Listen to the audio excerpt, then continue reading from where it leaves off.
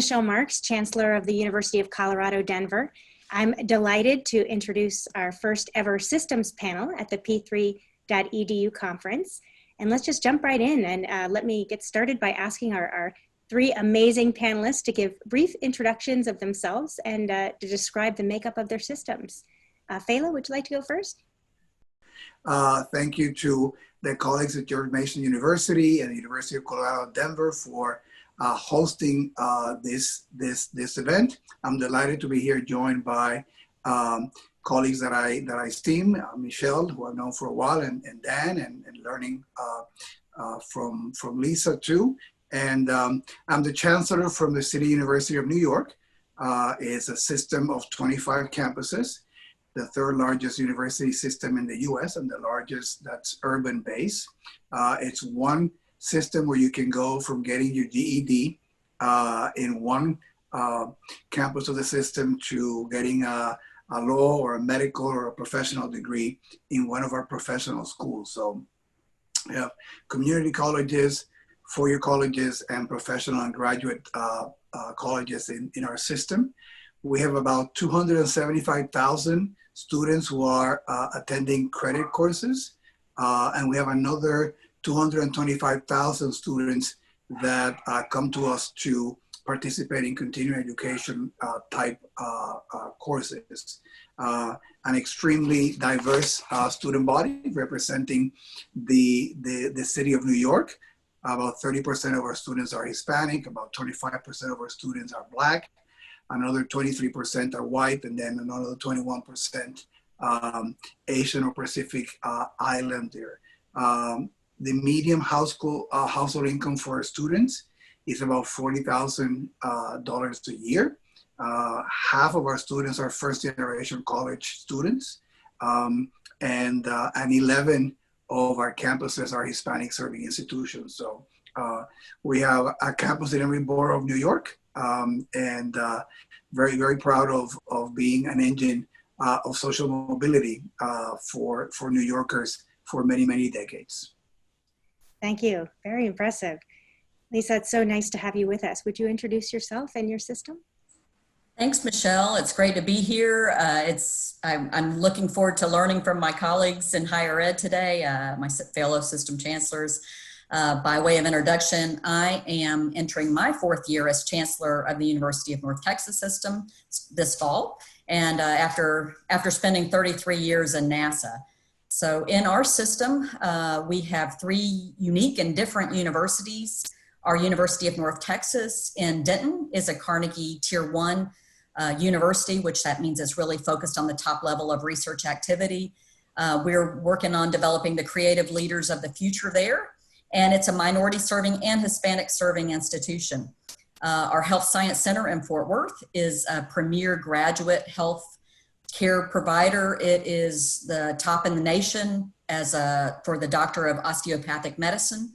It is focused on values-based, patient-centered healthcare delivery, and is truly a team-focused approach to healthcare.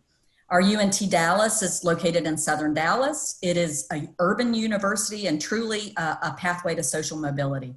It is the fastest growing in the state of Texas right now, and it has 70% first gen and 86% minority.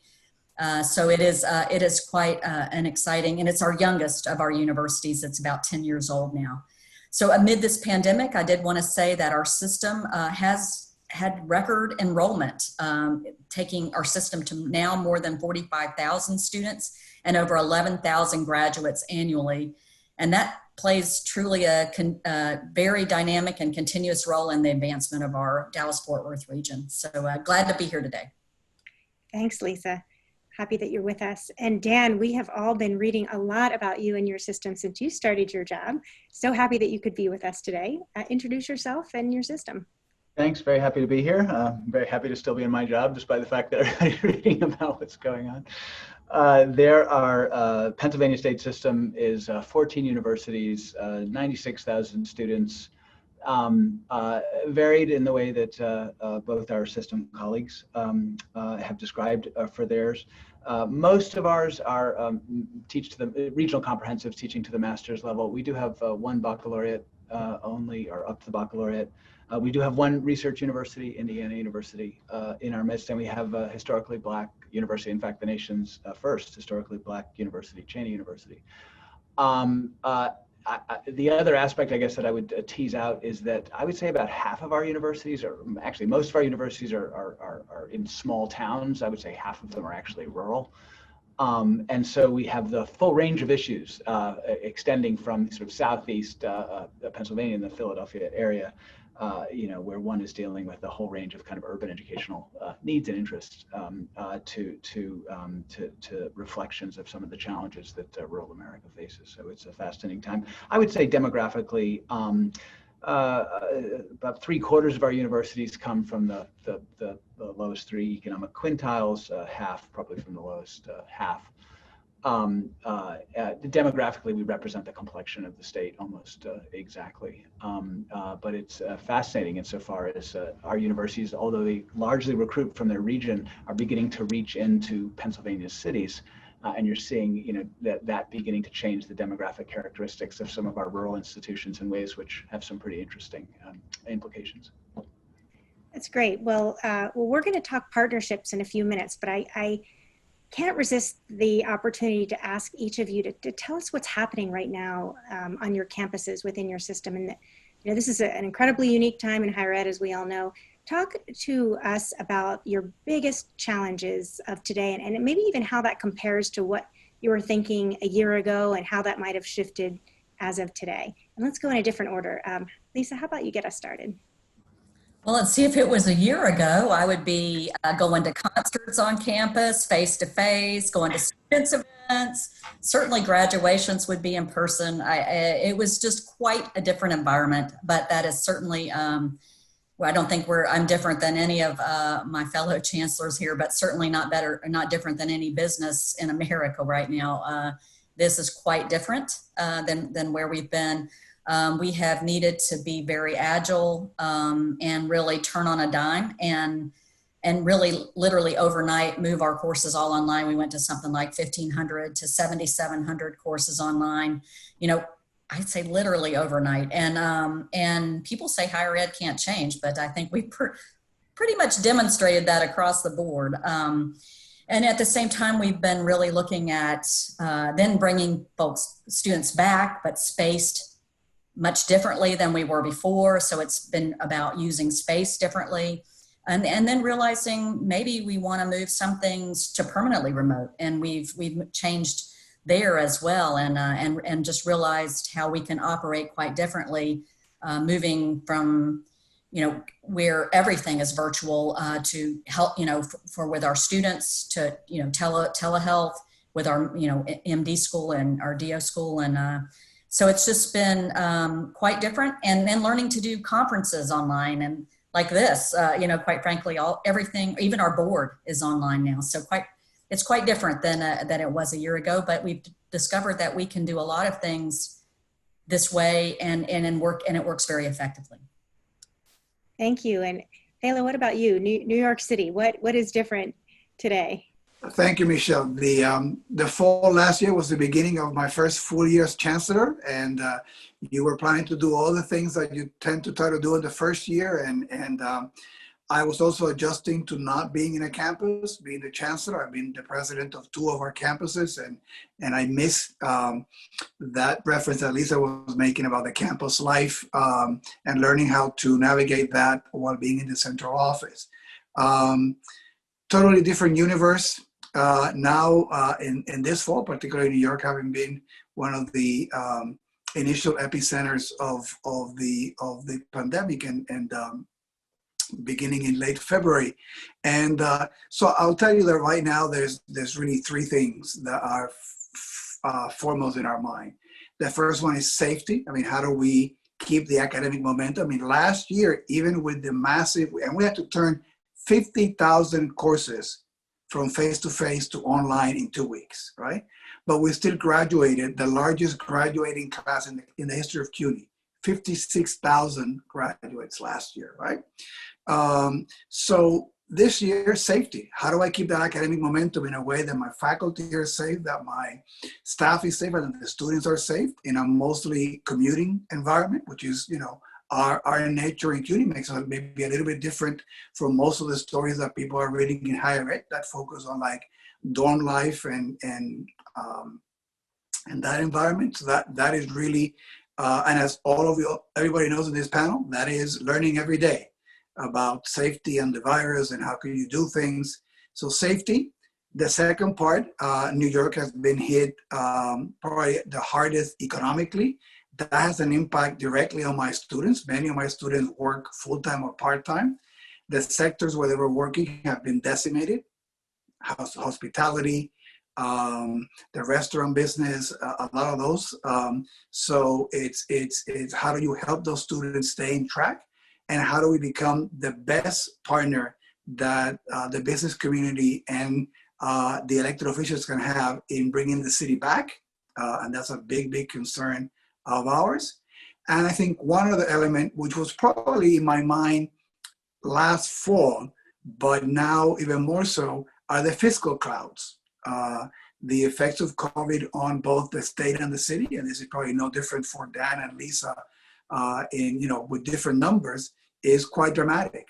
So I'm quite concerned as I sit here with all of you as to how that is going to play out. In some way, we're all waiting for some assistance from the federal government, which doesn't seem that it's going to materialize, and that is going to have a devastating impact in our budget. So the budget clouds were not great in the fall of 2019, but the ones in the fall of 2020 give me a lot of concern. Thank you. We're thinking about you, and I know those issues are issues that face higher ed all across America. And Dan, how about you?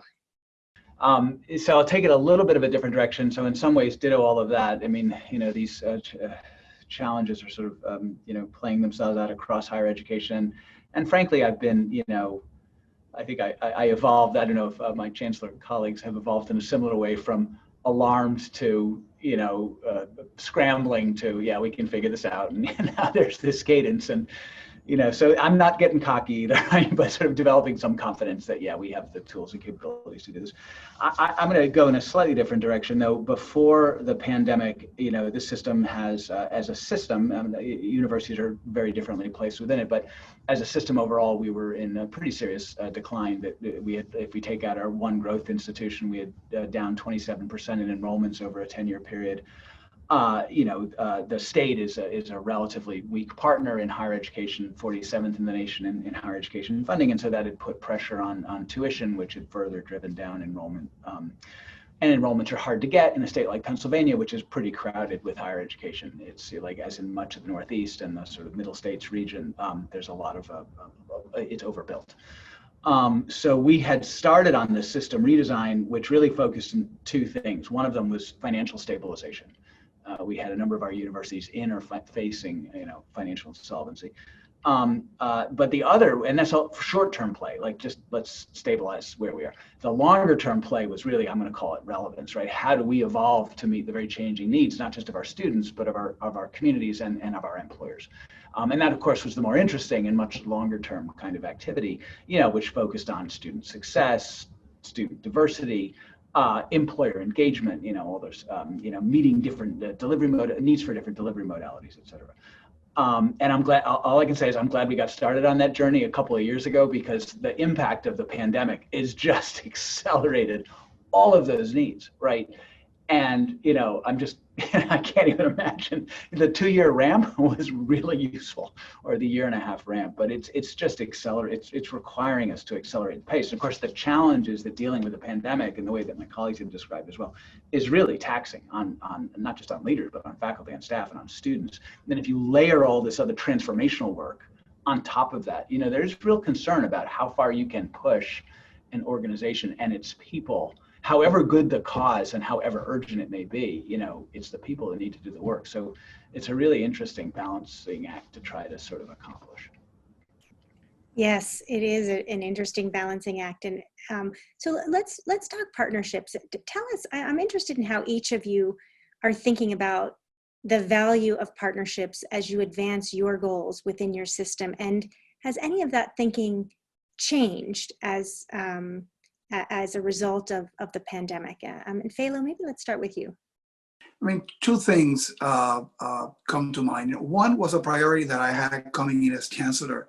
We've been a really formidable engine of social mobility, documented not just by the chancellor, who you would expect to be excited about it, but by independent study. And it's been academic excellence and access. We have not done the career engagement and the connection to preparation to the world of work as good as we should have. And I think that if we add that third element to this menu, we'll be even a much more potent force for social mobility. So it's one of the things that I wanted to really invest my time as chancellor in, making it, a lot better all across the system in a uniform way. So we began some of those conversations, and then clearly, when the fiscal crisis begins to hit the city, all the more reason for us to be engaged with the business community or working with our elected officials in creating the kinds of partnerships.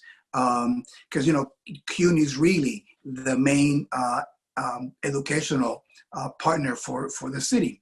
So among the things that we've done, Jamie Dimon from JP Morgan Chase took the lead, and he convened a group of the 30 largest companies in New York City and created the New York Jobs CEO Council with a commitment to create 100,000 good paying jobs by 2030, and making sure that at least a fourth of those jobs came to CUNY students. So we are really the main educational partner for this consortia.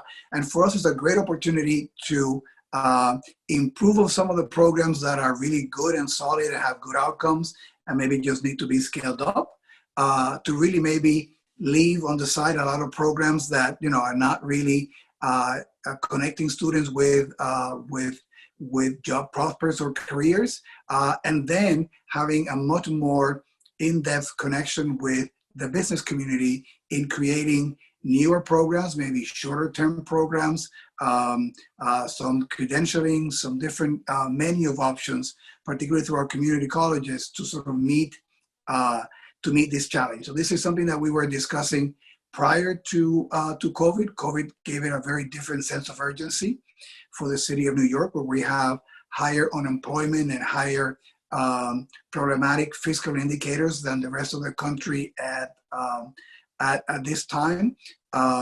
We also partner for what is calling an upskilling challenge, which is a lot of free courses and free resources, particularly for our graduating students who are facing the worst labor market that anybody could face. So a lot of work in that, partnering with industry. We're piloting a federal work study program so that our students can be placed in internships, not just on campus, but outside. So a lot of work there that is building on existing work, which I'm very proud of.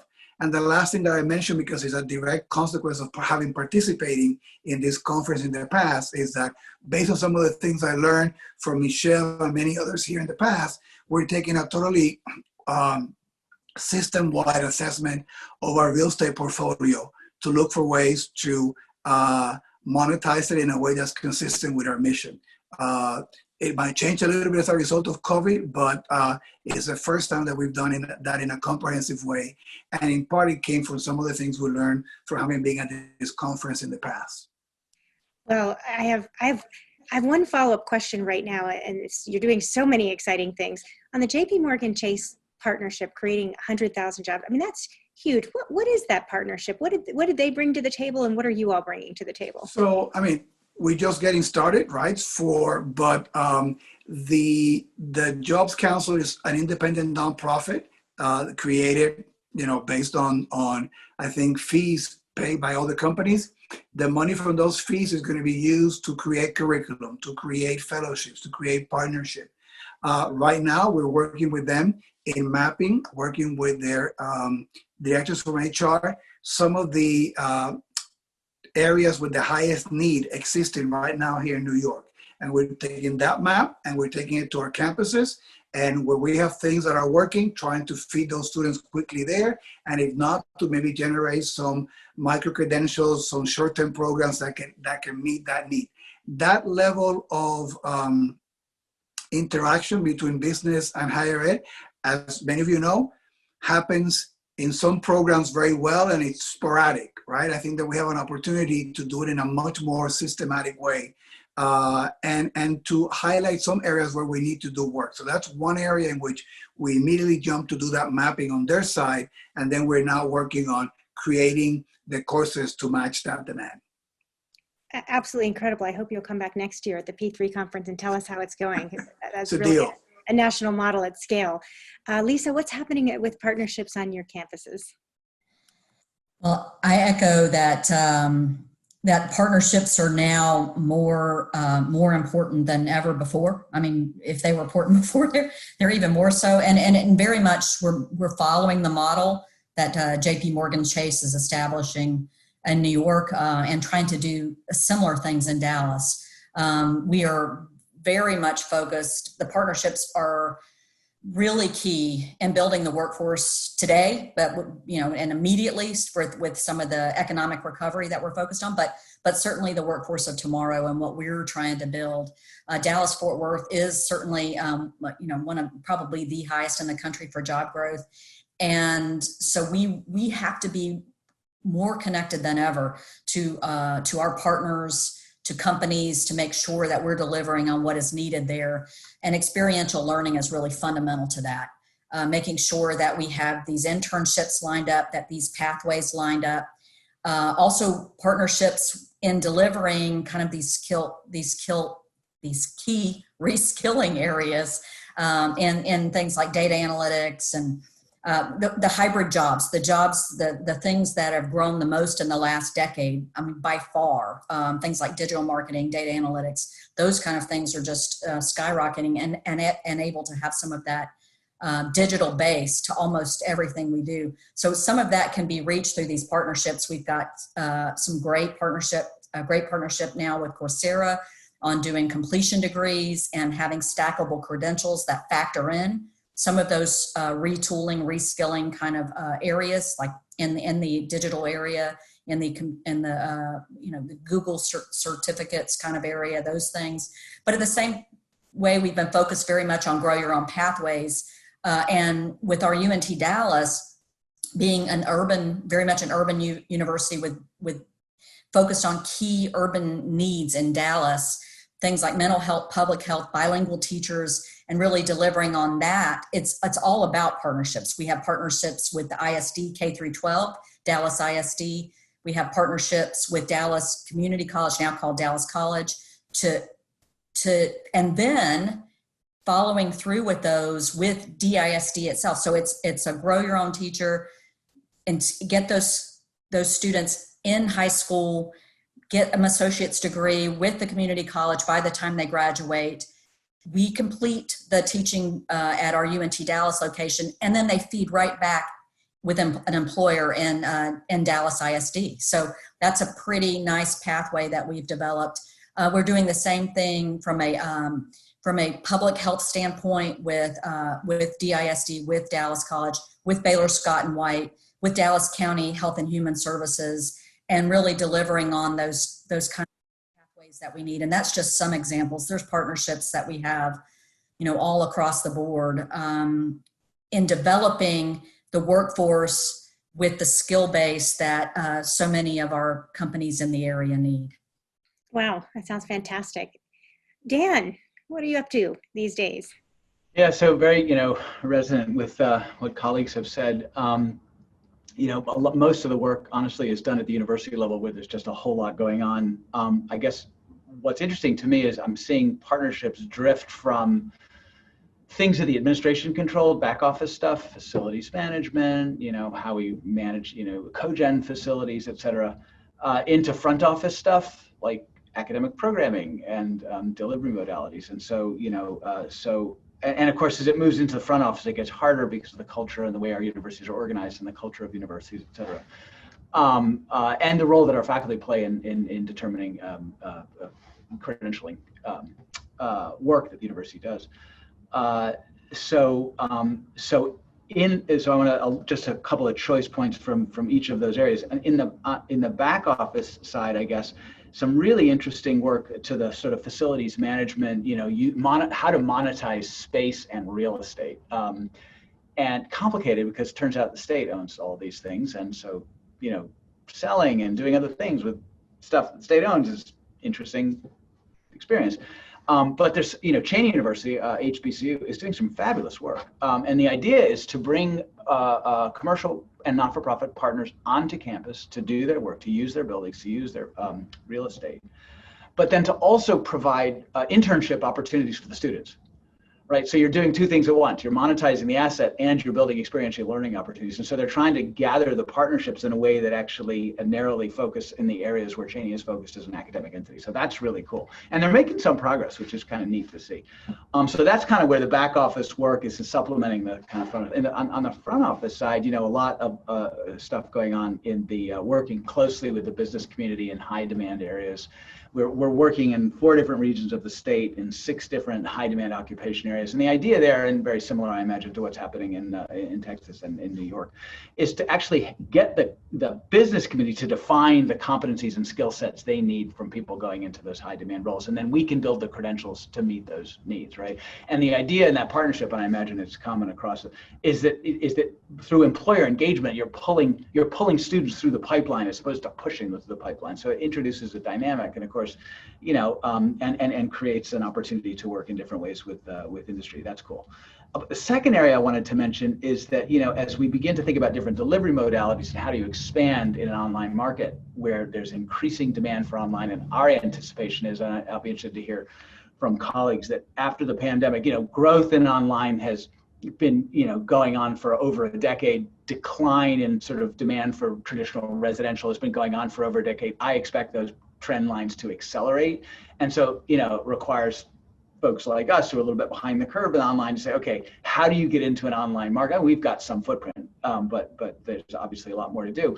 How do you get aggressively or more aggressively into an online marketplace in 2020? And there, the partnership opportunities, of course, expanded. It used to be you could build your own, or you could then more recently work with an OPM or something that looks like an OPM. But now there's other universities out there that operate at massive scale. You can say, gosh, what would a partnership look like with another common mission-driven organization that could potentially partner and kickstart, help aggressively to expand capability on the ground. So those opportunities we're actually beginning to look at, and it's kind of neat. I guess you could also buy a distressed not-for-profit. That's been done, right? But that opportunity of the working with a mission-aligned organization to achieve that, haven't seen that in the front office sort of curriculum development and delivery in the way that it's just beginning to come to be potentially a reality today. So that's kind of neat. Well, while we're on online, Lesa or Félix, do you want to give your thoughts around, obviously we're all mostly or all virtual at the moment, but how are you seeing that as part of your future, and how are you leveraging either potential partnerships or even partnerships among your campuses to think to the future? So let me take first. I mean, clearly, it's the future is here, and we have a scenario pretty similar to what Dan described.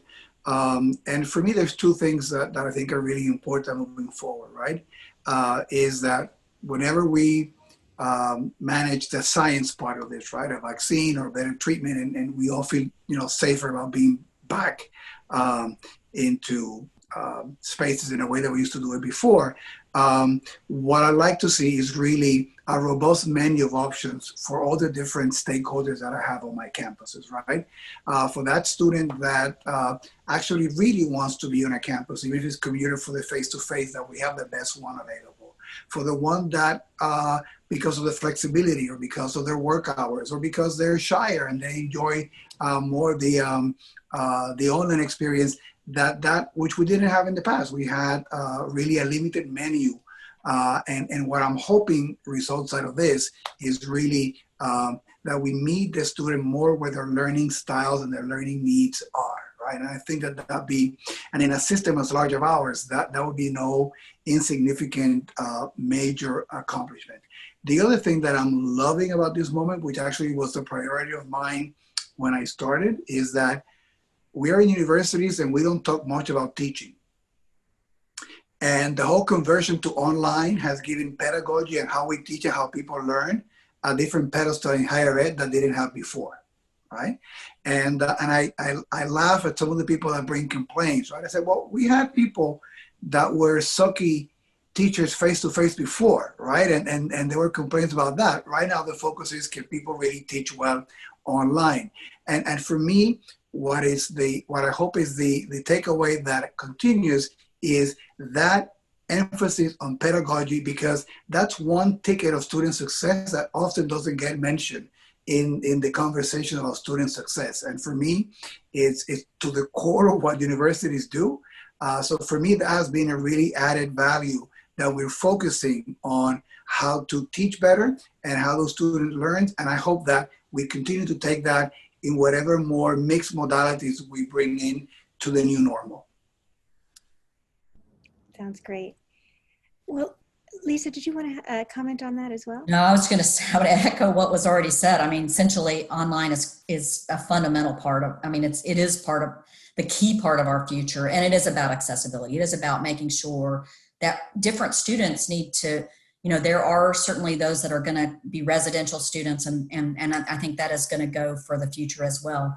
But to be able to, for those students that are working, that need that ability to, and a greater proportion of our students are going to be that way in the future. And so being able to meet students where they need to be is fundamental. But then the online also is really key. Even, I mean, I'm just thinking how it's taking place. We have new courses with our universities that are more short courses, more certificate based, that companies now need. You know, who knew they needed to have, you know, pandemic training in some way, or tracing, or any of the things that you're seeing now. So we're delivering on these very rapidly and meeting the needs of companies that are not anything we've anticipated before. So. Yeah, absolutely. Well, since I have 3 system chancellors here, I have to ask about partnerships within your systems. How do you do it? How do you get the campuses to work together, to partner with each other, or to engage in these partnerships? Give us your secret sauce. I don't know if I have secret sauce, but certainly it's operating as a team. I mean, partnerships can come. Sometimes in my interfacing with the Dallas Regional Chamber or some of the Dallas Citizens Council, other things, you know, I'm bringing back those ideas and those partnerships, but I'm doing it very collaboratively with our campuses. I'm also supporting their visions, and their visions are very much engaged in partnerships with the community, partnerships with companies, and with each other. And like I talked about public health and mental health and the programs that we have at our UNT Dallas location, where our Health Science Center is actively engaged in that. Our Health Science Center in Fort Worth is also providing telehealth to our other campuses. So it's nice. So partnerships are happening in a lot of ways, and they're embraced by each of our campuses, and they're actively, again, it's back to the definition of a partnership, when they see mutual gain and mutual benefit. I mean, I would add, it's so interesting. And I owe my 14 presidents taught me what the secret sauce was. You know, we spent about a year, maybe a little over a year, or sort of for pretty aggressive system redesign, you know, planning the strategy, beginning to execute against it. And we would meet in the normal way. You know, we'd meet once a month. We'd get together in Harrisburg, and, you know, we'd have a day or a day and a half meeting, and, you know, with dinner. And you know, as we got deeper and deeper into, you know, out of the kind of lofty visioning and strategy planning, and deeper into the execution phase, you know, it became clear, and you know, I'll try to choose my words diplomatically. So a bunch of presidents came to me, and they made an intervention, which was super helpful. And they basically said, you know, we need more of you. We need to be, you know, your strategic thought partner. We need to be more of a team. And I really, you know, and I'm glad they did that. That was a courageous thing to do. And it was, you know, very, very collegial. And we started just meeting and behaving differently. We started meeting every week for a couple of hours. you know, made it very clear that I saw them as my leadership team, that we were a team, that we co-owned the strategy, that we had a collective responsibility, not only for direction, but execution against direction, that, you know, we worked together on our sort of advocacy and political agenda, you know, and trust me, we're still learning how to do this. This is not, we formed a group, we formed ourselves into a group where the executive leadership group, the presidents and me, we have subgroups, our CAOs who work together, our CFOs who work together, our student affairs, et cetera. And they can, you know, and we begin to work with them as teams. They meet regularly together. And then when the pandemic struck, for obvious reasons, we went to 2 meetings a week, 2 hours a time. And we're still there. And there's still that much to do. And, you know, so years of failed executive coaching, you know, when you know, I remember an executive coach saying, when you're in this level of transformation and change, it takes time. You have to bring your leaders together and you have to spend the time. And of course, by doing that, not only does everybody have a voice and have a say and have some kind of involvement, but you get to know each other and they get to know each other and they get to know each other. And to work together, it's kind of like, I mean, it's kind of like rowing in a boat, right? In a crew where everybody has to pull on the oar at the same time with the same rhythm in order to get the boat moving at maximum speed. And that just takes time and sort of engagement and learning to know. So, you know, we still have an awful lot to do, but, you know, it's weird. Of all the things I could point to, that's the one that I land on. And, you know, I just want to acknowledge the presidents for sort of getting me that to that stage.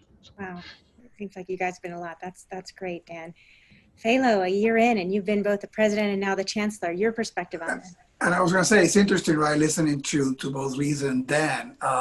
I think that there's both from the presidents who were my colleagues around the table about a year ago, a sense that at least he understands what we have to navigate in the campuses, right? So, but I've told him it cut both ways, right? Because I know the thing in the campuses that we don't like about the central office, but I also do know what happens in the campuses, right? So they cannot tell me a story that I'm not going to believe.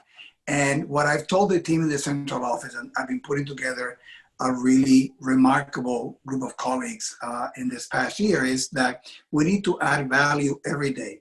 The central office role is to add value. The day we don't do that, the day that we lose the president, because at the end of the day, the widgets are made on the campuses, right?